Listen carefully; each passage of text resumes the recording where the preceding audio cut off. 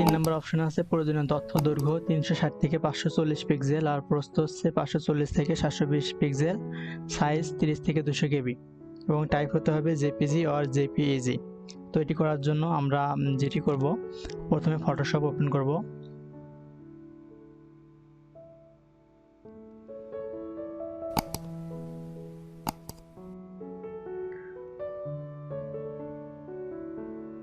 Photoshop open করার পর create new এই জায়গায় ক্লিক করব।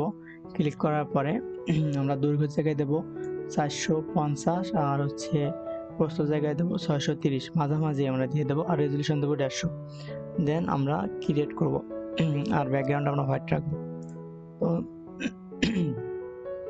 ওপেন হওয়ার পরে আমরা উপরে ফাইলে যাব, যাওয়ার পরে ওপেন, দেন আমাদের যেখানে পিকচারটি আছে সেখান থেকে আমরা পিকচারটি নিয়ে নেব। তো আমি পিকচারটি নিয়ে নিলাম, তারপর আমরা ওপেন করব।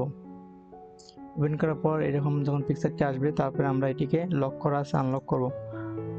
আনলক হলে এই পিকচারটি আমরা ধরে নিয়ে গিয়ে উপরে এভাবে নিয়ে যাব, নিয়ে গিয়ে মিডলে ছাড়িয়ে দেবো। ছাড়িয়ে দেওয়ার পর একটু নিচে মাউস দিয়ে টেনে আনবো। টেনে আনার পরে আমরা হচ্ছে Ctrl+T ক্লিক করলে এটি সিলেক্ট হয়ে যাবে। দেন আপনারা মাউসটি এখানে নিয়ে এসে এদিকে একটু ছোট করে নেবেন। আমি ছোট করে নিচ্ছি।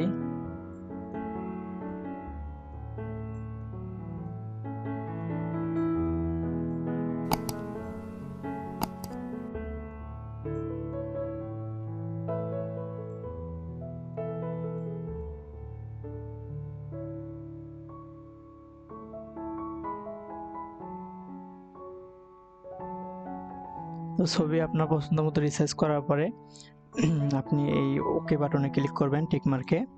দেন আপনি যে কাজটি করবেন, এই যে ম্যাজিক টুল আছে এটিতে ক্লিক করবেন। 4 নম্বর অপশন, মাউসের রাইট বাটনে ক্লিক করবেন, দেন ম্যাজিক 1 টুল এই জায়গায় ক্লিক করবেন। ক্লিক করার পরে এই যে স্ক্রিনটা আছে গ্রিন স্ক্রিন এই জায়গায় ক্লিক করবেন। ক্লিক করলে এরকম সিলেক্ট হবে। দেখেন এখনো সম্পূর্ণ সিলেক্ট হয় নাই, তো আরেকবার ক্লিক করবেন। ক্লিক করলে ফাঁকা থাকলে আবার ক্লিক করবেন। তো দেখেন এখন সিলেকশন হয়ে গেছে। সিলেকশন হওয়ার পরে যে কাজটি করবেন, আপনারা যে কালারটি দিতে চাচ্ছেন সেই কালারটি সিলেক্ট করবেন এখানে। তো আমি হোয়াইট দিতে চাচ্ছি, তো আমি হোয়াইট সিলেক্ট করলাম। করার পরে এখানে রাইট বাটনে ক্লিক করবেন, তারপরে ফেদারে যাবেন, তারপর টু সিলেক্ট করার পরে ওকে করবেন। দেন Ctrl+ব্যাক প্রেস করলেই আপনার ব্যাকগ্রাউন্ডটি চেঞ্জ হয়ে যাবে।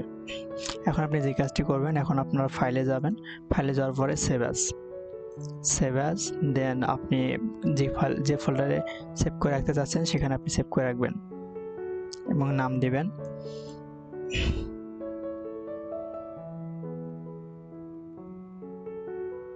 তারপরে আপনার হচ্ছে সাইজ হতে হবে ফটোর জেপিজি। তো আমি এটি হচ্ছে জেপিজি দিয়ে দিলাম। দেন আপনি এটিকে সেভ করে দেবেন। তো দেখেন আমাদের 131 কেবি হয়ে গেছে। তো আমরা এখন ওকে করলাম। তো এখন আমরা যে ছবিটা এডিট করলাম সেটা হচ্ছে এটি। ছবি খুব বেশি ভালো হতে হবে এমন না, ছবি হলে হলো, শুধু সাইজ ঠিক থাকলে হলো। তারপর এখন আমরা প্রথমে যে কাজটি করব, এই জায়গায় ঢোকার জন্য আমরা http://admission.es.du.ac এটিতে ঢুকতে হবে। তো আমি একটি ট্যাব ওপেন করলাম, করার পরে এই জায়গায় এটি পেস্ট করে দেবো। পেস্ট করার পরে আপনার এটা লিখবেন admission.eis.du.ac.bd, দেন আপনার এন্টার করবেন। এন্টার করলে ডিরেক্টলি এরকম পেজ চলে আসবে।